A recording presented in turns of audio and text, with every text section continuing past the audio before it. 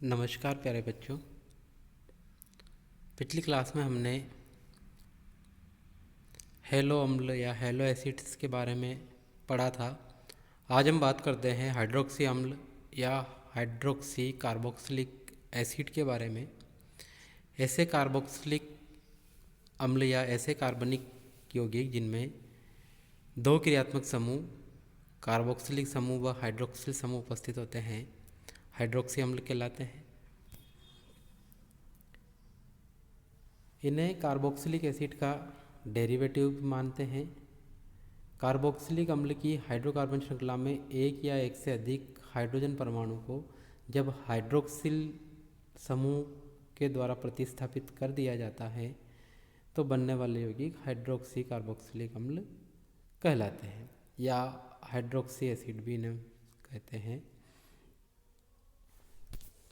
देख सकते हैं कोई कार्बोक्सिलिक एसिड है, इसके एक हाइड्रोजन परमाणु को जब हाइड्रोक्सी ग्रुप के द्वारा प्रतिस्थापित कर दिया जाता है तो बनने वाली जो स्ट्रक्चर है वो हाइड्रोक्सी एसिड कहलाती है। क्लासिफिकेशन, जो हाइड्रोक्सी समूह होता है उसकी पोजीशन या उसकी स्थिति के आधार पर इनको हम अल्फा हाइड्रोक्सी, बीटा हाइड्रोक्सी और गामा हाइड्रोक्सी एसिड में क्लासीफाई कर सकते हैं। क्योंकि जो कार्बोक्सिलिक अम्लीय समूह होता है उससे जुड़ा हुआ पहला कार्बन अल्फा कार्बन, दूसरा बीटा, तीसरा गामा, डेल्टा, तो इसी कार्बन से जुड़ने के आधार पर हम हाइड्रोक्सी अम्लों को इन कैटेगरीज में अल्फा हाइड्रोक्सी, बीटा हाइड्रोक्सी और गामा हाइड्रोक्सी अम्ल में डिवाइड या क्लासीफाई कर सकते हैं। मेथड ऑफ प्रिपरेशन, बनाने की विधियों की बात करें तो अल्फा हाइड्रोक्सी अम्ल की हम बनाने की बात करें तो अल्फा हेलो अम्ल के हाइड्रोलिसिस द्वारा हम इनको बना सकते हैं। जो अल्फा हेलो अम्ल बनाए थे HVZ रिएक्शन द्वारा या हेल होलार्ड जेलिंस्की रिएक्शन के द्वारा, हम देख सकते हैं कि पहले जो कार्बोक्सिलिक एसिड होता है इसका लाल फास्फोरस और Br2 की प्रेजेंस में रिएक्ट करवाने पर अल्फा ब्रोमो कार्बोक्सिलिक एसिड बनता है। इस अल्फा ब्रोमो कार्बोक्सिलिक एसिड को NaOH या मोइस्ट Ag2O या AgOH के साथ सिल्वर हाइड्रोक्साइड के साथ रिएक्शन करवाने पर अल्फा हाइड्रोक्सी कार्बोक्सिलिक एसिड बनता है। दूसरी मेथड आती है साइनोहाइड्रिन के जल अपघटन द्वारा। जो साइनोहाइड्रिन होते हैं उनके जल अपघटन द्वारा भी हम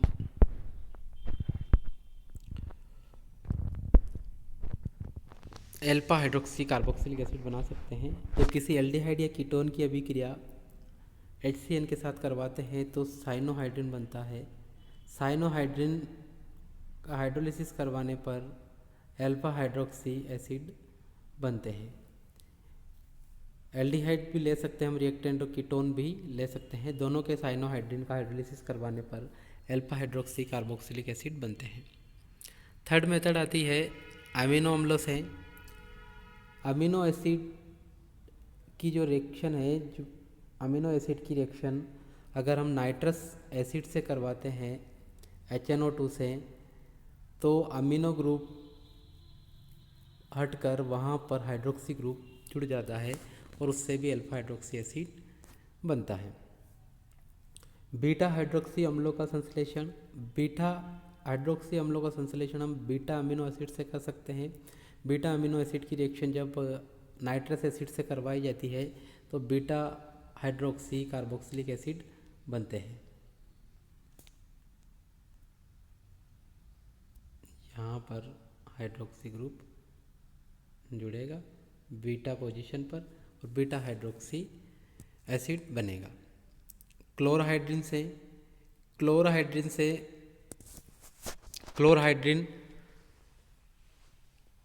ऐसे यौगिक होते हैं जिसमें क्लोरीन और हाइड्रोक्सी ग्रुप निकटवर्ती कार्बन परमाणुओं से जुड़े हुए रहते हैं। जब इन क्लोराहाइड्रिन की रिएक्शन KCN से करवाते हैं तो इनका जो क्लोरीन परमाणु वो साइनाइड ग्रुप से प्रतिस्थापित हो जाता है और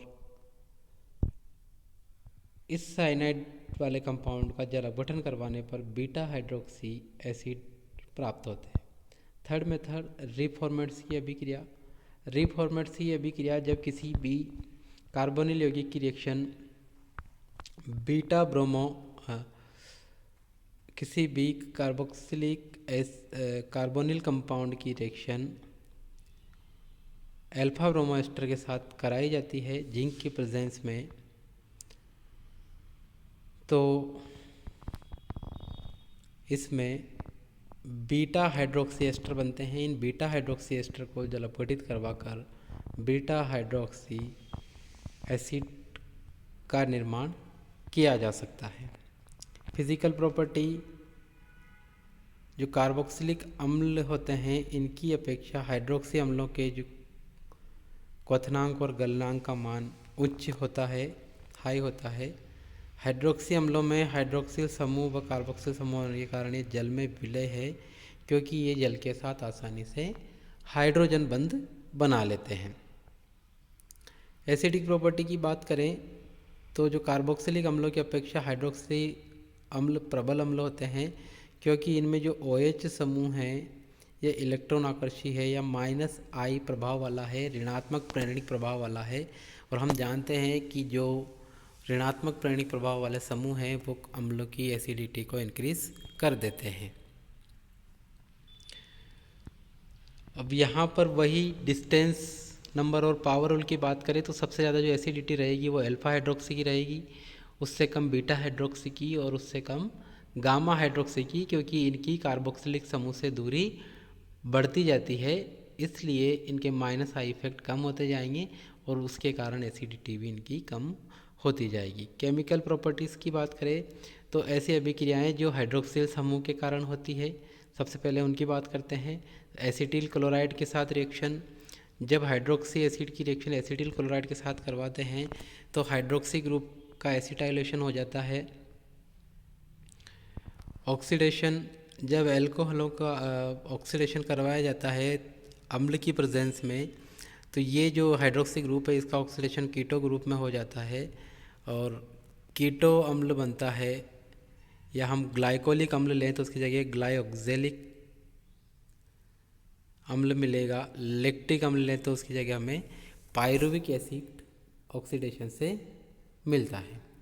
रिडक्शन, जब रिडक्शन करवाया जाता है सांद्र हाइड्रो आयोडिक एसिड के साथ गर्म करने पर हाइड्रोक्सी अम्ल अपने पैतृक कार्बोक्सिलिक अम्ल में अपचयित हो जाते हैं। जब HI के साथ रिडक्शन करवाते हैं तो केवल OH ग्रुप का रिडक्शन होता है और ये वापस अपना जो मूल कार्बोक्सिलिक एसिड है उसमें अपचयित हो जाते हैं।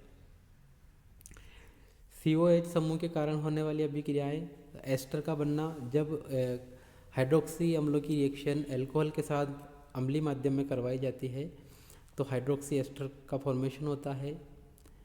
एमाइड फॉर्मेशन, जब रिएक्शन अमोनिया के साथ करवाई जाती है हाइड्रोक्सी एसिड की तो अमाइड का फॉर्मेशन होता है। सॉल्ट फॉर्मेशन, जब बेस के साथ करवाई जाती है तो अम्ल का लवण बनता है।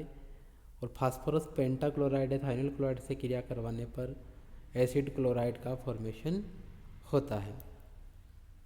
मेन जो इनकी रिएक्शन आती है वो आती है एक्शन ऑफ हीट या ताप का प्रभाव। जो हाइड्रोक्सी एसिड होते हैं इन पर ताप का क्या प्रभाव होता है, अल्फा बीटा और गामा हाइड्रोक्सी एसिड गर्म करने पर अलग अलग उत्पाद बनाते हैं। जो अल्फा हाइड्रोक्सी एसिड होते हैं इन्हें गर्म करते हैं तो चक्रीय या साइक्लिक डाइएस्टर, जिसे लेक्टाइट कहते हैं, बनाते हैं।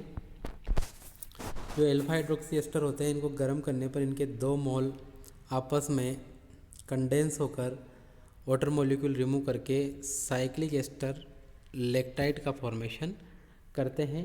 जबकि जो बीटा हाइड्रोक्सी एसिड होते हैं ये गर्म होने पर वाटर मॉलिक्यूल रिमूव करके alpha beta unsaturated carboxylic acid का फॉर्मेशन करते हैं।